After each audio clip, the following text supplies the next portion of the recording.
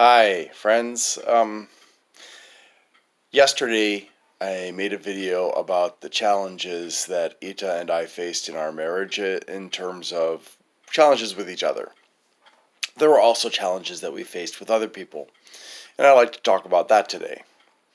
So, one of the first things that I think we probably experienced as a couple was prejudice.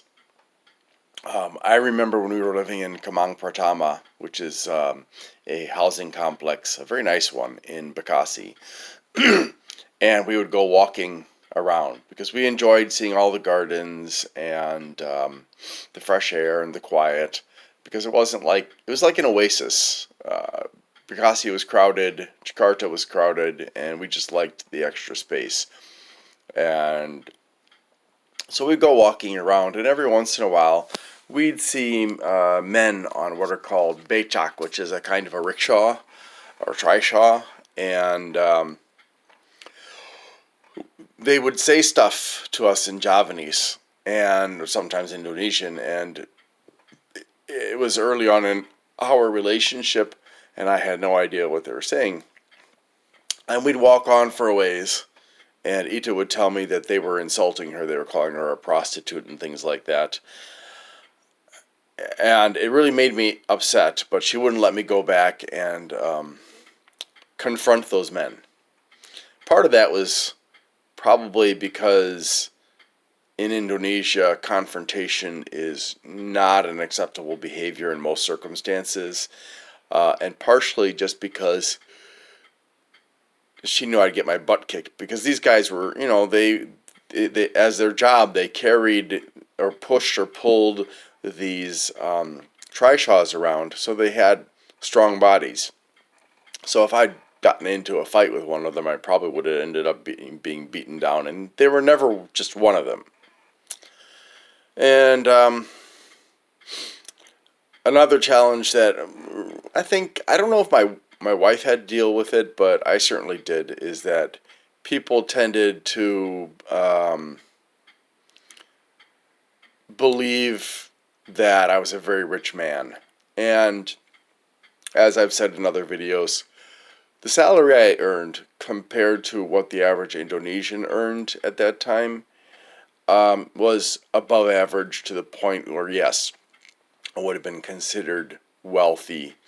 However, you have to keep in mind that I was trying to save up money for Ita's parents and my parents, and for our children and our future, and also for day-to-day expenses. And I had hoped to, take trips back to the U.S. with my family to visit. And, when you look at an Indonesian, they have an expense of going back to their village, which is called pulang kampung or mudik, which is done every year at the time of the Muslim Ramadan or something similar to that in other religions.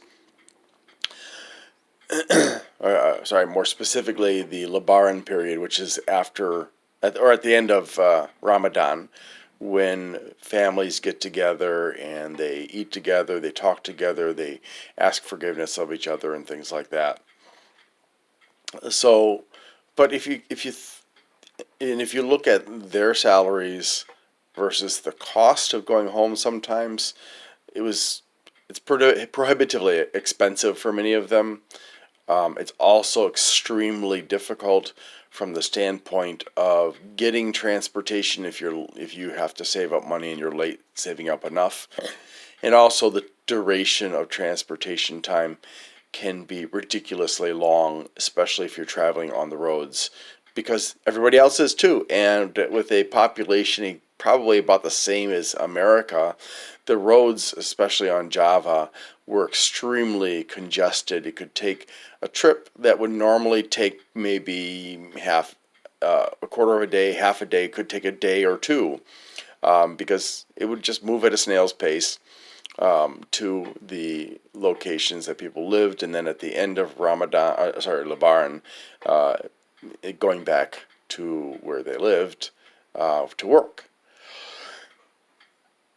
So yeah, other people had that problem, but they didn't have to worry about $1,000 ticket per person to fly across the world, like we did, and then back again. So whereas they were looking at maybe well, in American dollars, yeah, I'll convert, yeah, maybe tens or hundreds of dollars at most.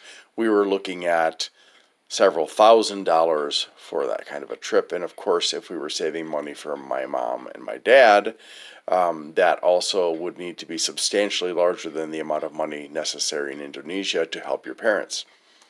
So I often got this reaction from people that I met, people that I worked with, even that I was a very wealthy man, and I would say, no, I'm not wealthy. I have a lot of expenses that you don't have to, and they wouldn't believe me.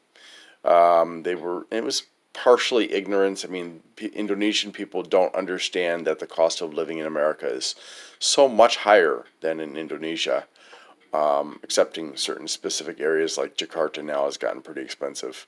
But for the average Indonesian, you know, at least when I was living there, the cost of living, if you were earning $200 maybe a month, you could get by.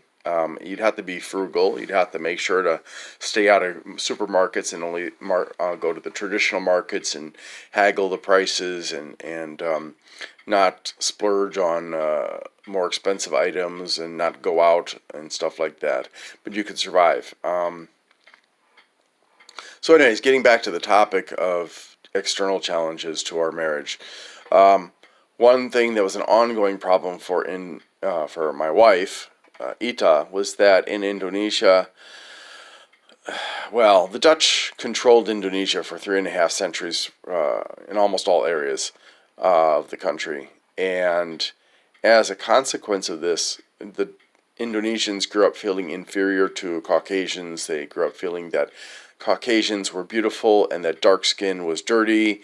And there's an ongoing campaign of advertising to try and make women feel like they're inferior because their skin is darker, and to feel inferior if they're using a powder for their deodorant instead of a semi-invisible roll-on or something like that. So there's a lot of very manipulative marketing out there that really, especially targets women, because it's mostly okay if men are dark colored, but women, they often feel compelled to lighten their skin with products. And in fact, it got to the point where when I wanted to buy lotion, I could not find lotion that did not have something that would supposedly whiten my already pale complexion, which I found extremely irritating.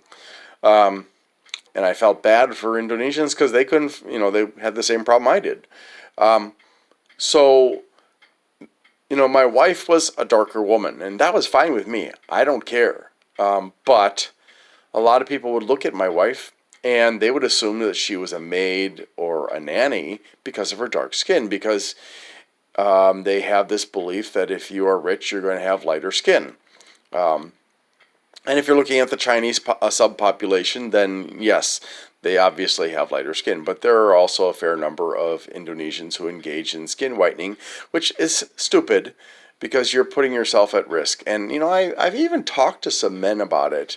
And I said, hey, do you want a woman with white skin? And they would say, yeah. And I said, are you aware that whitening your skin carries with it risks of cancer and things like that?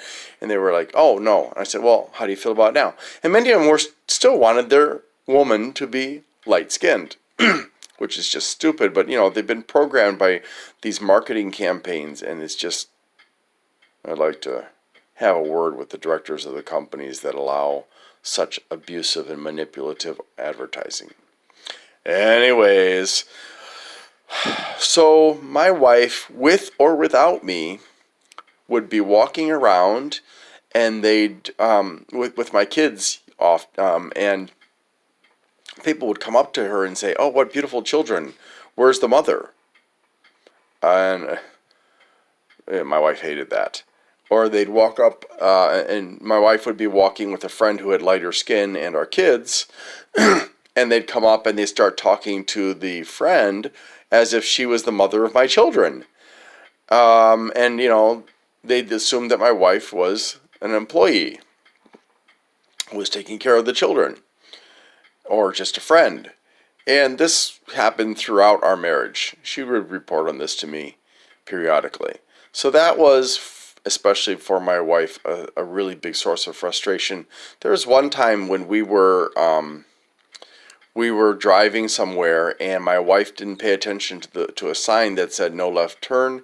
She turned left, and there was a police officer right there. He pulled us over immediately, and he said something to my wife.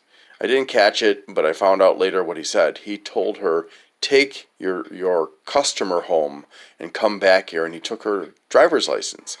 Now, what he meant is that he believed that my wife was a prostitute and I was her customer. So she gave him her driver's license, but she said, "This is my husband."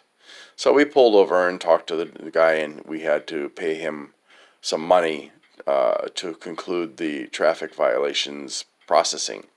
At least I think it was for the citation and not a bribe to not file it. It could have been that, because police in Indonesia are notoriously corrupt. And that really, if you talk to high-ranking officials, they'll say it's not true. But if you talk to regular citizens, the military and the police are corrupt.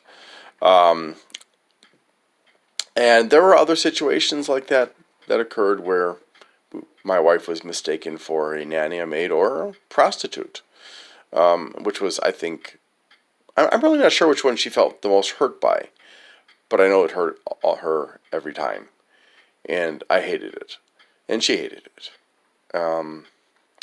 So that was one of the challenges that we dealt with. Another challenge was discrimination in the marketplace. When people would see my wife, because of her dark skin, perhaps, but also because of her, the fact that she was a local.